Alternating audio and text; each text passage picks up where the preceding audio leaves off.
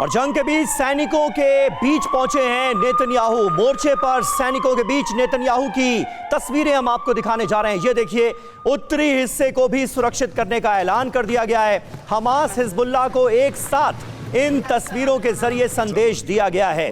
जंग के बीच अपने सैनिकों की हौसला अफजाई के लिए बेंजामिन नेतन्याहू फ्रंटलाइन पर मौजूद और तमाम महिला सैनिक भी आईडीएफ की इस वीडियो में आपको नजर आएंगे।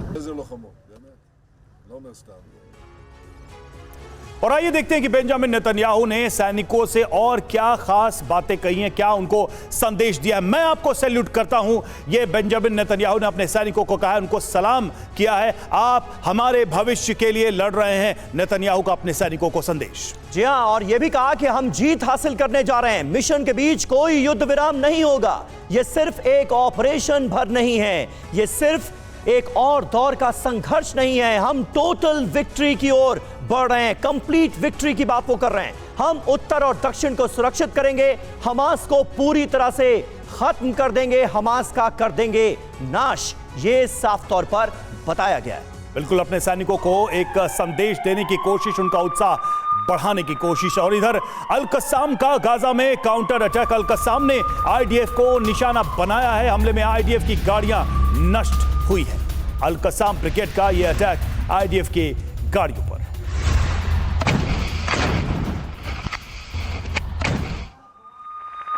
और देखिए, बड़ी बात यह है कि मिडिल ईस्ट में अचानक तनाव बढ़ता हुआ नजर आ रहा है। क्षेत्र की बड़ी सैन्य ताकतें इस वक्त अलर्ट मोड पर हैं। ईरान और तुर्की के रुख पर सबकी नजर है, क्योंकि ये वो दो मुल्क हैं जो पूरी तरह से हमास के साथ खड़े नजर आते हैं और इजराइल को लेकर सबसे ज्यादा आक्रामक नजर आते हैं। मिस्र और सऊदी अरब की भी हालात पर भी पैनी नजर है।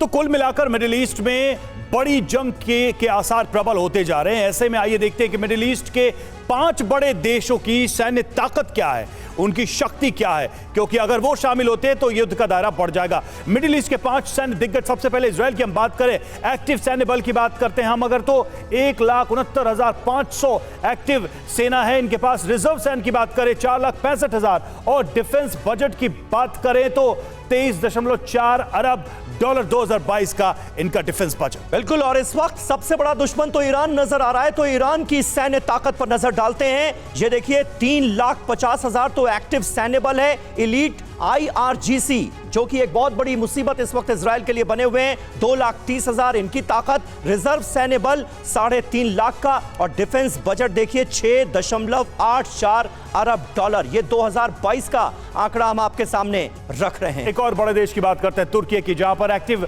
सेना जो है 3,55,200 है, रिजर्व सैन्य बल 3,78,700, डिफेंस बजट 2023 का 16 अरब डॉलर का। और तुर्की की खास बात यह कि ये नेटो का भी मेंबर है, तो इसकी ताकत कई गुना ज्यादा है, सिर्फ नंबर्स की बात नहीं है। बिल्कुल, नेटो का इकलौता ऐसा मुल्क जिसने इजराइल के खिलाफ मोर्चा खोल रखा है। मिस्र की सैन्य ताकत देखिए, एक्टिव सैन्य बल 4,38,500 का, रिजर्व सैन्य बल 4,79,000 का और डिफेंस बजट 2023 का आंकड़ा हम आपके सामने रख रहे हैं 9 अरब डॉलर।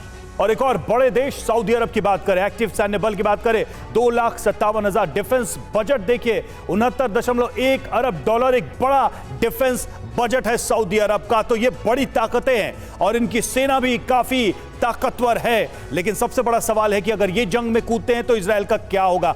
बहल सर, आप इसको कैसे इक्वेट करके देखते हैं, क्योंकि इसके पहले भी अरब मुल्कों ने इजराइल के खिलाफ लड़ाइयां लड़ी हैं, जीते नहीं, लेकिन अगर अब आज की तारीख में ये एक साथ आते हैं तो क्या इजराइल सामना कर पाएगा?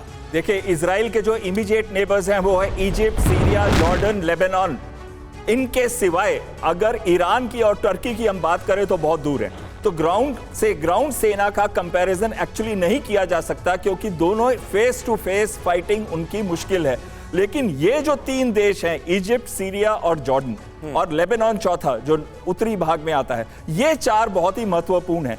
इजिप्ट के इसीलिए जो इजिप्ट के भारत के साथ बहुत ही अच्छे देश, और भारत कभी नहीं चाहेगा कि इजराइल किसी भी तरीके से तबाह और बर्बाद हो जाए, क्योंकि हमारी काफी सैन्य और दूसरी मदद जो है टेक्नोलॉजी की वो आती है इजराइल से। तो इजिप्ट को बीच में नहीं आना चाहिए। इजिप्ट को रोकने के लिए शायद भारत को भी अगर जंप करना पड़े तो करना चाहिए।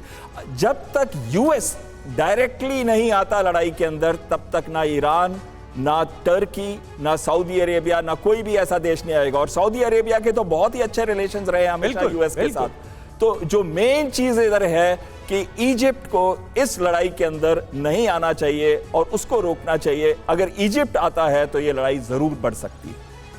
बिल्कुल सही बात है। और ना सिर्फ सऊदी अरब बल्कि आज की तारीख में तो जॉर्डन और मिस्र के भी बड़े अच्छे रिश्ते हैं, और वो भी बहुत आगे बढ़कर फिलिस्तीन का साथ देंगे और हमास के साथ खड़े हो जाएंगे। ऐसा तो मुमकिन नजर फिलहाल की परिस्थितियों में नहीं आता।